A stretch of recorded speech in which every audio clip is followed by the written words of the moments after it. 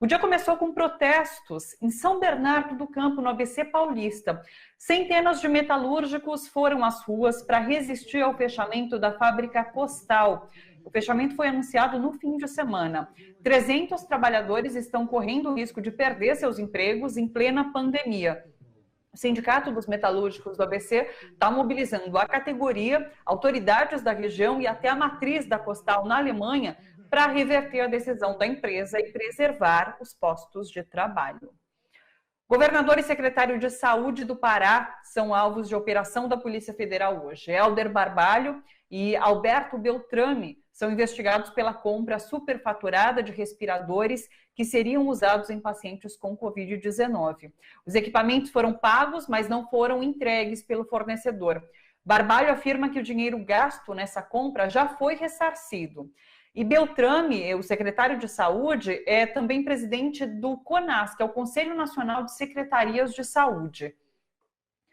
Preso hoje de manhã no Rio de Janeiro, o bombeiro suspeito de participação no assassinato da vereadora Marielle Franco e do motorista Anderson Gomes. De acordo com a Polícia Civil e o Ministério Público, Maxwell Correa teria dado fim às armas usadas para matar Marielle e Anderson. Maxwell é apontado, inclusive, como o braço direito de Rony Lessa, que é o policial militar acusado de atirar contra Marielle e o motorista. O bombeiro, o Maxwell Correa, teria jogado as armas no mar. Mais uma notícia, Andréa Neves, que é irmã do deputado federal Aécio Neves, é indiciada por obstrução de justiça, corrupção passiva e organização criminosa. O inquérito concluiu que Andréa recebia informações privilegiadas da PF de Minas Gerais e, assim, impedia o andamento de investigações e processos. Andréa Neves chegou a ser presa em 2019 e agora cabe ao Ministério Público aceitar ou não essa denúncia. O Supremo Tribunal Federal julga hoje a ação contra o inquérito das fake news. Aberto em março de 2019, esse inquérito investiga a existência de uma rede formada para espalhar notícias falsas, além de ameaças aos ministros do STF. Empresários, políticos e aliados de Jair Bolsonaro são suspeitos de integrar essa rede que espalhou fake news nas redes sociais e grupos de WhatsApp, sobretudo no período da campanha presidencial de 2018. Em relação a tudo isso, inclusive, o Ministério Público Eleitoral deu parecer favorável ao compartilhamento de informações do inquérito das fake news nos processos que pedem a cassação da chapa Bolsonaro-Mourão. Esse é um passo para que as provas levantadas por esse inquérito que corre no STF possam ser usadas também pelo Tribunal Superior Eleitoral. Mas a decisão será do ministro Og Fernandes, do TSE. Ontem, inclusive, também no TSE, o ministro Alexandre de Moraes pediu vistas do processo de cassação que estava em julgamento. Mas hoje, um segundo pedido de cassação da chapa está na pauta de votação do TSE. Última notícia, a partir de hoje, Abraham Weintraub, ministro da Educação, tem o poder de nomear reitores e dirigentes temporários de todas as instituições federais de ensino do Brasil. Uma medida provisória de Jair Bolsonaro, publicada nessa madrugada no Diário Oficial, permite que o ministro da Educação nomeie os dirigentes que têm um mandato vencido durante essa pandemia do coronavírus. Diz o seguinte no texto: não haverá processo de consulta à comunidade escolar ou acadêmica ou formação de lista tríplice para a escolha de dirigentes das instituições federais de ensino durante o período da emergência de saúde pública de importância internacional decorrente da pandemia da Covid-19. Bom, são muitas as notícias, como você pôde ver. Sobre tudo isso, a gente conversa agora com a Sinara Menezes, que é editora do site Socialista Morena. Oi, Sinara, tudo bom? Oi, Thalita, você tá boa? Eu tô bem. Toda vez que a gente se vê, você tá num cenário diferente, né? Todos em home office agora nesse momento, né? Se bem que São Paulo está com essa de querer voltar, de querer afrouxar isolamento, mas a gente aqui da TVT continua em isolamento e fazendo esse home office, que é importante ainda nesse momento, né? Tem tanta notícia hoje, né, Sinara? Acho que vamos começar falando sobre essa do Weintraub poder nomear reitor, então, de institutos federais, o que é bastante preocupante, né? Claro, eu acho que isso, de certa maneira, Thalita, desfaz uma ilusão da esquerda de que Weintraub pode cair a qualquer momento. Eu acho que está demonstrado que Weintraub faz parte do núcleo duro do governo, né? E eles estão, como em outros países, como Israel, se aproveitando da pandemia para fortalecer a ditadura que a gente já vive, né? Agora, com isso, eles vão poder aparelhar a direção das universidades e colocar reitores de extrema direita na direção delas, contrariando tudo o que aconteceu, inclusive a Constituição, né? Eu acho super preocupante e a gente vai ver um clima de perseguição dentro das universidades em breve. Eu acho que nós, progressistas, deveríamos focar nas denúncias contra Weintraub para ver se a gente consegue retirar esse cara de lá. Ele não tem a menor condição de ser ministro da educação do país, ele não sabe nem escrever, ele não sabe nem as regras básicas do português, né? E é um cara realmente que tem uma tendência autoritária forte, como se viu naquela reunião onde ele dizia que era favorável, inclusive, à prisão de ministros do STF.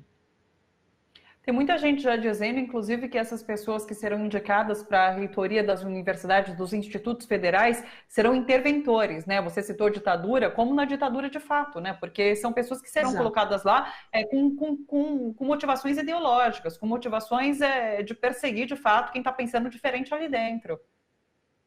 Sim, claro, o interesse deles é aparelhar, né? Tudo isso, eu sempre repito, Thalita, que tudo que a extrema-direita dizia que o PT fazia, na verdade, são eles que estão fazendo, né? Eles estão aparelhando o serviço público, eles colocaram militares em cargos de primeiro e segundo escalão, eles estão aparelhando a universidade. Então, assim, é um aparelhamento. Eu fico pensando como é que não deve estar lá na Petrobras, né? Porque a gente não sabe exatamente o que está acontecendo nas estatais, nos bancos públicos, mas acredito que deva estar tudo aparelhado por gente que admira tortura, né? Que defende a ditadura militar, que quer um novo AI-5, que a gente a essa altura não sabe nem se é necessário, porque as pessoas não podem nem ir para as ruas se manifestar, as pessoas não podem ter liberdade na universidade. Então, eu acho que o novo AI-5 já está acontecendo. E aparelhamento também é por conta dessas negociações que são feitas com o Centrão para que Bolsonaro se livre do encaminhamento de um impeachment no Congresso, né? Exatamente. O famoso toma lá da cá, que ele disse que não iria acontecer no seu governo, que teria um governo técnico. O preocupante é como os seguidores do presidente parecem hipnotizados, né? Porque mesmo com essas notícias que contrariam tudo o que ele disse e prometeu para eles na campanha, eles continuam acreditando piamente em seu mito. Sim. Sinara, como que você viu essa decisão de o TSE poder usar informações do inquérito das fake news, que inclusive podem recair sobre as eleições de 2018? Você vê uma possibilidade real de cassação de chapa pelo TSE com base nessas informações que são levantadas agora nesse inquérito? O difícil, Thalita, é a gente acreditar nas instituições nesse momento, né? Esse foi o grande legado ao contrário deixado pelo golpe contra Dilma, patrocinado pela mídia. Eles destruíram as instituições brasileiras e a fé das pessoas nas instituições. Então a gente fica meio. Eu, por exemplo, me sinto cética, eu não acredito em mais nada que possa vir das instituições depois do golpe. Né? Como é que a gente vai acreditar que o TSE vai caçar a chapa se durante a eleição eles não fizeram nada? Né? Nós tivemos aí um monte de notícias falsas durante a eleição. Disseram que o Haddad era acusado de estupro, lembra? Falaram aquela história da mamadeira, daquela mamadeira lá. Enfim, Sim. eu não acredito muito, mas de qualquer maneira é um caminho que pode ajudar a tirar a gente dessa enrascada, né? Em que nos meteram, porque se você fizer uma retrospectiva, se Aécio Neves tivesse esperado há 4 anos pela eleição, ao invés de sabotar as instituições, porque quando o Aécio diz que levanta suspeita de que as urnas eletrônicas podiam ser fraudulentas, ele pavimentou o caminho para o Bolsonaro dizer o mesmo, né? Até agora as pessoas acreditam que as urnas eletrônicas são fraudulentas, gente. O Bolsonaro ganhou a eleição e disse que houve fraude porque ele ganhou no primeiro turno. Então, eu acho o estrago feito pelo golpe contra Dilma uma coisa que a gente vai demorar muito tempo para reverter. No entanto, parece que o STF tem colocado alguns freios em relação a ações de Bolsonaro que poderiam, inclusive, ter impacto muito pior nesse momento que a gente vive de pandemia. Mas também não sei qual a sua opinião sobre o encaminhamento desse inquérito que pode levar a uma ação penal em relação a Bolsonaro, e daí ele seria afastado durante o tempo de investigação, isso tudo correndo pelo STF. Você acredita que é um caminho ou você tem você tem o mesmo sentimento ao STF em relação a outras instituições? Não, a gente vê que alguns ministros do STF têm sido bastante duros em relação ao governo, mas o presidente do STF nem tanto, né? Eu vejo o Toffoli sempre mordendo e assoprando e tal, enquanto Alexandre de Moraes e Gilmar e Celso de Mello têm mostrado uma posição proativa. Cadê aquelas ministras? Cadê a Carmen Lúcia? Né? A gente não vê um envolvimento de todos os ministros do STF tão duro assim contra o governo. Eu tenho a impressão, Thalita, já há muito tempo, desde a época da Lava Jato, que as nossas instituições e muitos membros dela, aliás, o Gilmar chegou a falar isso, que existiam ministros sob chantagem, ele não citou nomes, certo? Mas eu tenho a impressão de que nós temos a República inteira sob chantagem. Você vê o que aconteceu com o governador Witzel, que estava sendo opositor do Bolsonaro, um opositor duro ao Bolsonaro, e de repente ele recebe a visita, né? Visita da Polícia Federal e já começa a se reaproximar de Bolsonaro. Qual que ele tem? Que medo é esse?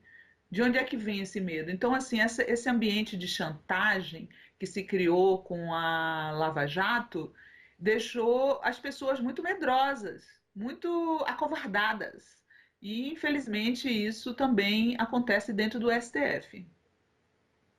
Você citou o Witzel, mas hoje é Helder Barbalho também, que foi um governador que se opôs, né, às ações de Bolsonaro e também hoje sofre uma operação da Polícia Federal, claro que deve ser investigado, mas é de se questionar porque os dois ali opositores estão sofrendo essas operações nesse momento, né?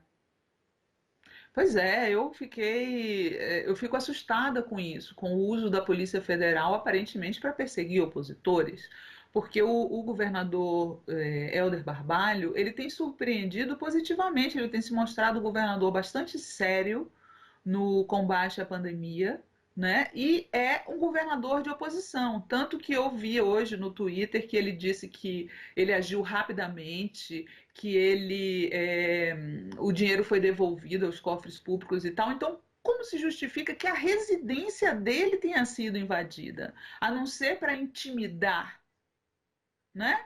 Então a gente fica assim pensando, todo mundo que se opuser ao Bolsonaro, ao governo Bolsonaro, vai ter sua residência invadida pela BF? Sim.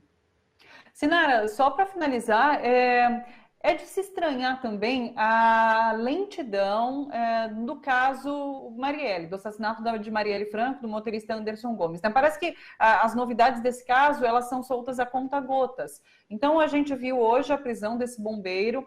Isso já tinha sido levantado há bastante tempo, que essas armas teriam sido jogadas ao mar, de fato, e agora a gente vê a prisão desse bombeiro. Mas é tudo muito devagar, não é? Pois é, essa é uma questão que também entra o fato de o governador Witzel estar próximo ou distante do Bolsonaro, né? Porque como a investigação é tocada pela Polícia Civil, parece que só aparecem novidades quando o governador quer mandar algum tipo de recado para o presidente da República. Eu acho que esse crime já deveria estar solucionado, né? Já tinha como estar solucionado, mas eu acho que existem ingredientes que não são exatamente policiais no meio. Eu me lembro quando começou a investigação e o delegado que levantou a história de que a menina tinha namorado o filho do Bolsonaro, a filha do cara que está preso, tinha namorado, esqueci o nome dele agora, tinha namorado o filho do Bolsonaro, o delegado rapidamente foi retirado do inquérito e mandado para a Itália, parece que ele mora em outro país atualmente, né? E isso na época que o Witzel e o Bolsonaro estavam próximos. Então, eu acho que o componente político das investigações pesa muito no resultado que se pode ter, né? Então, eu não sei até onde vai essa história do bombeiro e se vai chegar a algum termo, mas o que a gente quer saber atualmente não é mais quem fez o crime, a gente quer saber quem foi que mandou matar a Marielle. E é nesse aspecto do mandante que eu acho que a política pesa mais em cima da investigação.